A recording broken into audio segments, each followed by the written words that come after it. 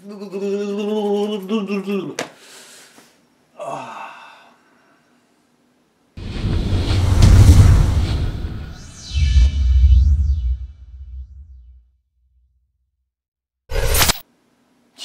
okay, anyways.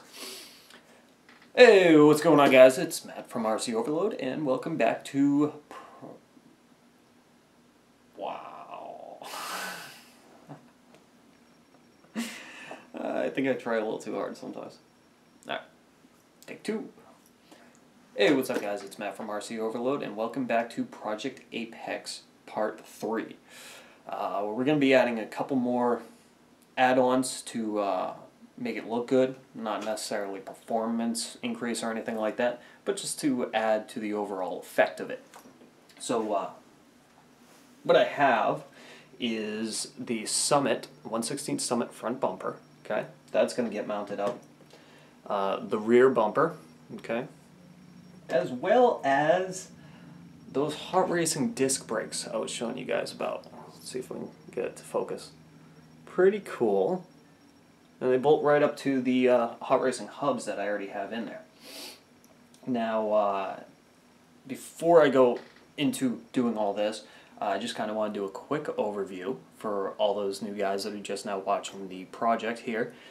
Basically what we've done so far is I've already gone ahead and I've torn down the entire car, and I've cleaned it, stripped it, greased it, everything. But we reassembled the rear diff on the very first video, and basically what I did in that video was added in a plastic locker to it, so that way, you know, it's not a limited slip anymore. The front is still a limited slip in this thing. However, it's still going to have a locking type feel to it without binding the system up, because I'm using the 100K diff fluid in the front. So that's pretty much all we've done. Otherwise, the whole suspension, the hubs and everything is still all the performance upgrades that I've already done previously months back. So in the second video here, as you guys can see, I went ahead and dressed up the shocks a little bit by adding some hot racing aluminum components to it, in which by adding the top cap, the adjuster nut, and the base all aluminum. It looks pretty cool. Adds a nice look to the car overall. That was pretty easy to do. My only recommendation is, unless you're doing this for just looks and a shelf queen, I wouldn't actually go out and buy those dress-up kits. And the whole purpose, the reason why, is the adjuster nut has a rubber ring that goes around it, that goes onto the threads. This one right here, I'll show you guys, that one right there, and it is actually very difficult to adjust. So either you could add a little bit of oil into it to help spin it around, or try to take that O-ring out, but then again, I don't know how well that adjuster ring is actually going to stay in place over time, and that's the whole purpose of that ring. Otherwise, I think they look cool. It'll be a nice touch to it, all done up, you know. So there's that. That's pretty much all we've done so far, is the differentials and a little dress up to the shocks, as well as, almost forgot, putting the long trail rockers in from a 1/16 Summit to add that extra height. So that's pretty much all we've done. I've already gone ahead real quick here and added in the shock towers for the Summit style body, because it is going to be taller than the 1/16 Revo body that I had on there. So that was quick install. I figured, doesn't need to be on camera. So real quick, we'll add some cool stuff onto this and spruce it up a little bit more, and then I think next time we're actually going to be installing the steel gears into the transmission, as well as the hot racing motor mount to get ready for that 27 turn axle that we're putting in there. So that'll be fun. I can't wait. So let me adjust the camera, bring it in a little bit closer, get the GoPro mounted up, because I'm still doing that, and let's go have a little more fun. Okay, you guys, so just getting a little set up here. Yeah, put my camera in the back. There we go. Use that as the judge. So basically, like I said, all we're doing is installing the Summit front and rear bumpers and the disc brakes onto the hot racing aluminum hubs that I already have on there, which is what these are designed for. Get these old shock towers from the Revo out of here and put those away. You never know when you're going to need those again. So let's just get right to this. This should be a quick one today. And get my little drill out. Take our little screws, and this thing is going to be very simple to do. Okay. These screws may actually be a little too long.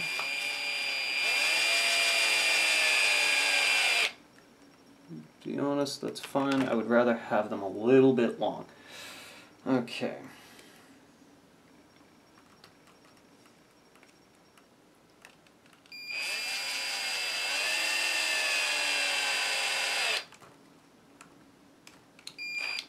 Cool. Rear bumper's done. See, look at how easy that was, right?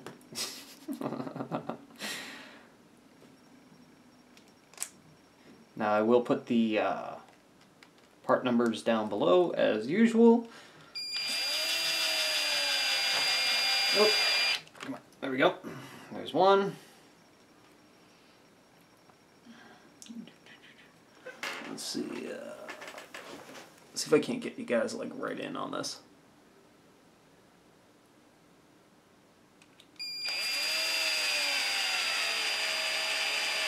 Okay, cool. Look at that. Look at how easy that was to install 2 front bumpers. And that is going to look awesome. That is going to look phenomenal. Phenomenal. Awesome, cool. So, like I said, this is going to be a quick one hopefully today, but this is the part that's going to get a little bit interesting. And the reason why I say that is, I don't know if you guys can see it. I'm going to try to get this in the camera view here. See that itty bitty little tiny screw in my hand? Yeah, that is what's going to be holding those disc brakes in. Good thing I got a special screwdriver that seems to fit it very well, which looks to be a 2.4 by 75 millimeters is what it's saying right here. So let's just give it a shot. Now, there's 2 Oh, that would have been bad. Just dropped it. Come on, you little one. Come on. There we go. Okay, cool. Let's try that again. Okay, so there are pre-drilled holes in this, and we're going to try to line this up as best we can. I apologize if the camera's not in view. It's just a little difficult. Look at that. 1. Now, here's the thing about these. You put them in, you're not going to get access to the adjusters anymore. And I'll show you guys on this camera. These adjusters right here for the pivots, that'll allow, you know, the smoothness, the adjustments and whatnot. Those, as you can see, are going to get blocked. Okay? It covers them up. So if you ever need to adjust something, yeah, you're gonna be kind of out of luck. Now I've already gone through and actually I do have to adjust them all. I thought I adjusted them. Bummer me. Okay, so we'll take the screw out. I'm going to pause the video and just go through and adjust them real quick here. Pause. Let's try this again. Okay, so again, we just got to find the hole, line it up, screw it in. There's one. Now I'm not over tightening these, as I may need to take them out for future use. That, and I don't want to strip them.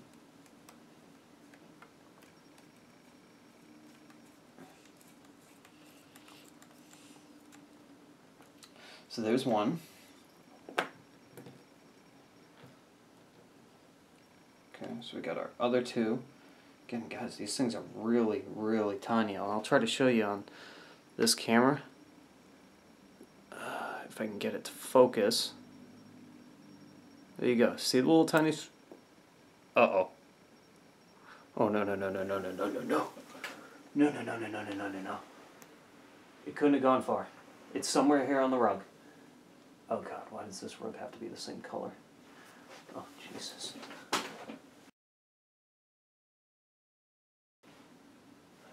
Found it.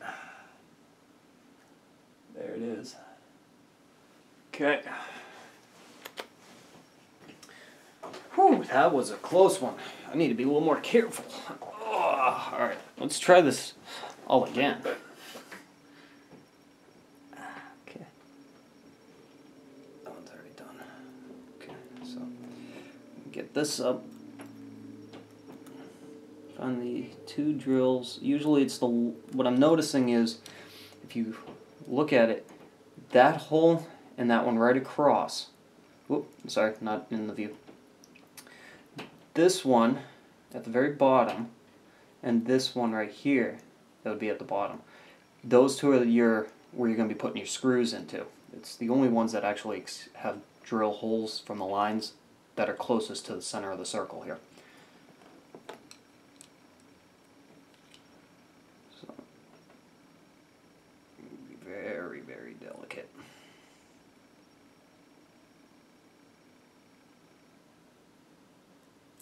Oh, almost. Alright, how about I just try to push it through? That may be a little bit better.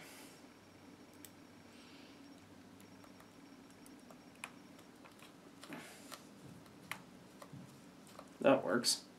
So there's one.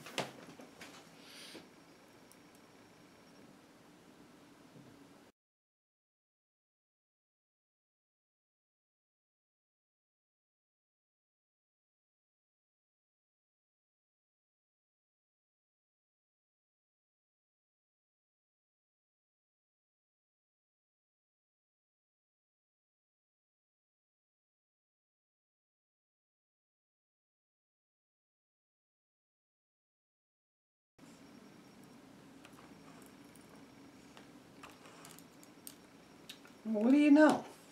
This one isn't going to work correctly. So I wonder, they drilled the holes wrong on this one. If you guys can see, and I'll bring it up to this one here. On here, that hole right there, and this one that the screws kind of come through, is not in line with any of these other drill lines slots going through, whereas the other three were. So I don't know if that's an imperfection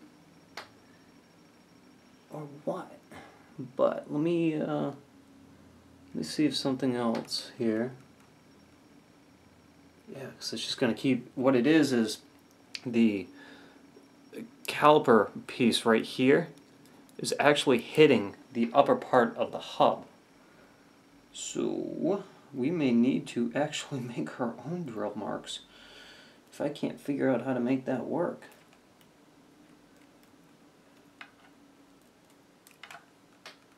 Yeah, because that's not lined up at all. It's not supposed to go anywhere else, right? No, because it does not match up with anything.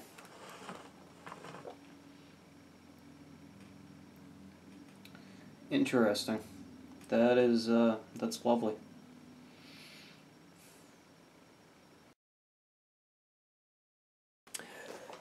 Okay, so, at the moment I am kind of screwed because of hot racing not lining anything up correctly.